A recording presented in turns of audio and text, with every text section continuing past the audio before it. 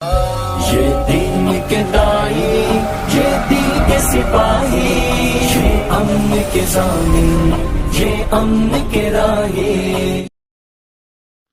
ہمارے یہاں بمبئی کا اجتماع تھا، اور بمبئی کیا ہے بزرگوں، انسانوں کا سمندر ہے، وہاں تو آدمی کو سر کھجانے کی فرصت نہیں، مصروف ترین زندگی۔ آدمی ایسے استعمال ہوتا ہے وہاں بزرگوں جیسے مشینیں استعمال ہوتی ہیں۔ وہاں جھاڑو مارنے والے کو بھی کہو گے نا تھوڑا سا وقت کہ میں بزی ہے، میرے کو ٹائم نہیں ہے، فرصت نہیں میرے کو، ہر آدمی مصروف۔ اب بزرگوں وہاں تو حال یہ ہے، آدمی صبح نکلتا ہے 5 بجے 6 بجے اپنے گھر سے، اور رات کو 10 بجے 11 بجے 12 بجے مہینوں گنتی اس کو اپنے بچے کا چہرہ ہنستا کھیلتا نظر نہیں آتا۔ صبح نکلا اللہ کا بندہ بچے سو رہے تھے، رات 12 بجے لوٹا بچے سو رہے ہیں، مصروف ترین زندگی۔ حضرت مولانا رحمت اللہ علیہ حیات تھے، حضرت نے اجتماع بمبئی میں طے کیا۔ اب ذہن یہ تھا بمبئی کیا ہے، سارا ہندوستان بمبئی ہے، ہر صوبے کا آدمی آپ کو بمبئی میں ملے گا، گجرات کا، کرناٹک کا، راجستھان کا، بہار کا، بنگال کا، اڑیسہ کا، آسام، ہر صوبہ آپ کو بمبئی میں ملے گا۔ یعنی بمبئی پر محنت ایک طرح پورے ہندوستان پر محنت۔ اور ہوتا یہ بزرگوں، بعض مرتبہ آدمی اپنے وطن میں اپنے مقام پر تو کام میں نہیں لگتا، کہیں اور چلا گیا روزی روٹی کے چکر میں، کمائی کے معاملے میں، وہاں تبلیغ والوں کے ہاتھ لگ گیا، ماشاءاللہ ذمہ دار بن گیا، کام کرنے والا بن گیا، اپنے مقام پر تھا تو ہاتھ رکھنے نہیں دیتا تھا، ہوتا ہے۔ بہرحال حضرت نے بمبئی کو محنت کا میدان بنا۔ 6-8 مہینے پہلے حضرت اپنے عملے کے ساتھ بمبئی پہنچ گئے، کھار مرکز کو ٹھیا بنایا۔ اب 25-30 کا حضرت کے ساتھ قافلہ مولانا کے ساتھ، صبح فجر کی نماز کے بعد بمبئی کے 50-100 جمع ہو جاتے ہیں، پورے دن بھر کا بمبئی کا نظام بنتا ہے محنت کا، کہ بھئی کسی کو چھوڑنا نہیں، اپارٹمنٹوں میں، رو ہاؤس میں، جھوپڑ پٹیوں میں، اور شاپنگ سینٹروں کے اندر، اور مارکیٹوں میں، اور بازاروں میں، ہر طبقہ محنت کا میدان بنے۔ ذہن یہ تھا کہ امت کے ایک ایک فرد تک اللہ اس کے رسول کی بات پہنچے۔ ساتھیوں نے محنت کی، بزرگوں عجیب عجیب کارگزاریاں اس وقت سامنے آئی۔ ہمارے ایک ساتھی نے کارگزاری سنائی کہ پہنچے وہ بالکل ہائی فائی علاقہ بمبئی کا، باندرا جوہو کا بیچ، جوہو بیچ، باندرا بیچ کا علاقہ، دریا سے بالکل سمندر سے لگے لگے مکانات بزرگوں، اور ایک ایک مکان، وہ ایک ایک رو ہاؤس کروڑوں روپیوں کا، بالکل بمبئی کا وی آئی پی طبقہ وہاں رہتا ہے۔ ہمارے ساتھیوں کو پتا چلا کہ اس رو ہاؤس میں کوئی ہمارا ایمان والا مسلمان بھائی آباد ہے۔ اب یہ بیچارے کسی کو چھوڑتے تو نہیں، تبلیغ والے ٹرین میں ہو کہ پلین میں ہو کہ بس میں ہو، یہ تو ہر جگہ پہنچتے ہیں ماشاءاللہ۔ ہمارے ساتھی وہاں بھی پہنچ گئے۔ اب وہ بڑا آدمی تھا، اس نے ملنا چاہا ساتھیوں نے، تو ملاقات کے لیے اس نے وقت نہیں دیا، کہا میں مصروف ہوں، آپ کو اپائنٹمنٹ چاہیے، مجھ سے ملنا ہو، آپ 1 ہفتے کے بعد آئیے۔ ہمارے ساتھی کا کوئی بات نہیں، ہم 1 ہفتے کے بعد آئیں گے۔ ہفتہ گزرا، ہمارے ساتھی پہنچے، ملاقات کی۔ اب اس کا ذہن یہ تھا کہ بھئی یہ کسی مدرسے کے تعلق سے، مسجد کے تعلق سے کچھ لینے دینے کے لیے آئے ہو گے۔ کہ کیا چاہیے آپ کو، کہاں سے آئے ہو؟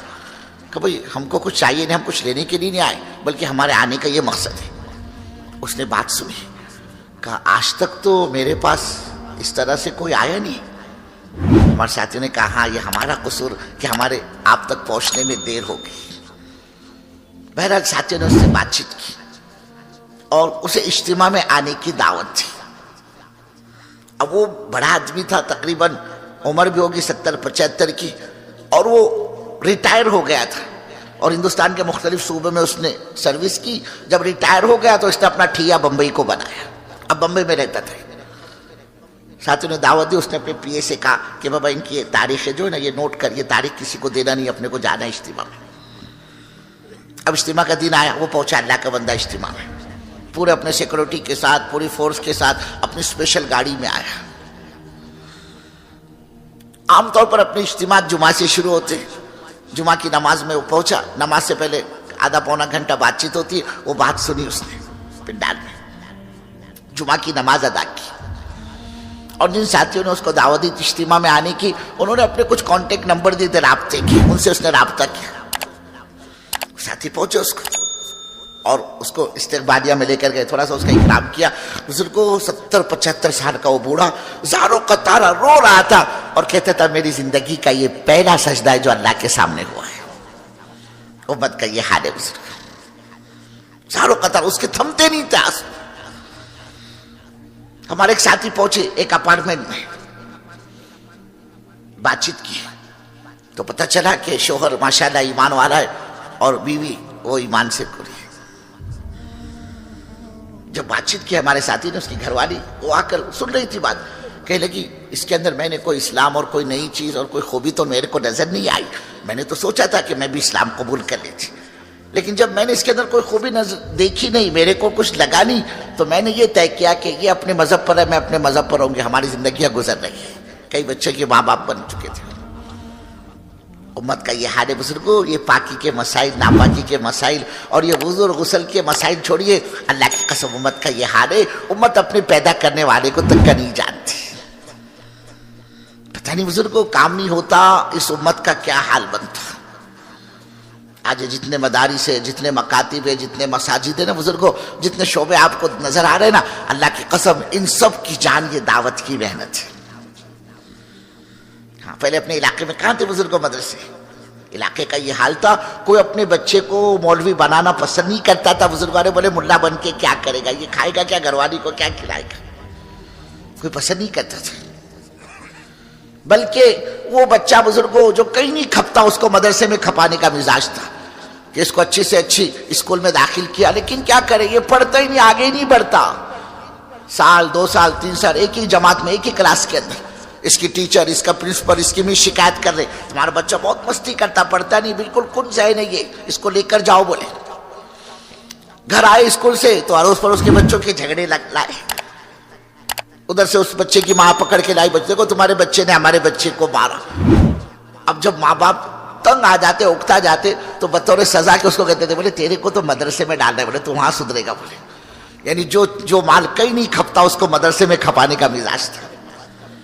آج اللہ نے بزرگ کو اس کام کی برکت سے آپ دیکھو بڑے بڑے بیپاری، بڑے بڑے تاجر، بڑے بڑے انجینئر، بڑے بڑے ڈاکٹر اور بڑے بڑے بزرگوں دنیاوی عہدے کے اعتبار سے فخر کے ساتھ ہم نے ان سے کہتے ہوئے سنا کہ صاحب دعا کرو الحمدللہ میرے 2 بچے، ایک فلاں مدرسے میں، ایک فلاں مدرسے میں پڑھ رہا ہے اور تیسرا چھوٹا ہے وہ ابھی ماں کی گود میں ہے اور میں نے نیت کی میں اس کو بھی حافظ عالم بناؤں گا.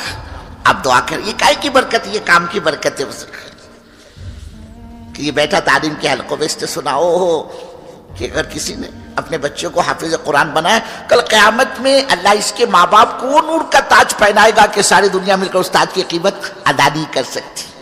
اب دل میں داعیہ ہوا اس پہ کہ اللہ یہ دے گا میرے کو اگر میرے بچوں کو حافظ بنایا، کہ کل قیامت میں اللہ تعالیٰ حافظ کے گھر کے ایسے 10 احباب کے بارے میں مغفرت کے دروازے کھولے گا جن کے حق میں جہنم کے فیصلے ہو چکے ہوں گے. یہ حافظ قرآن اپنی وجاہت سے، اپنی سفارش سے ان کو جنت میں لے کر جائے گا.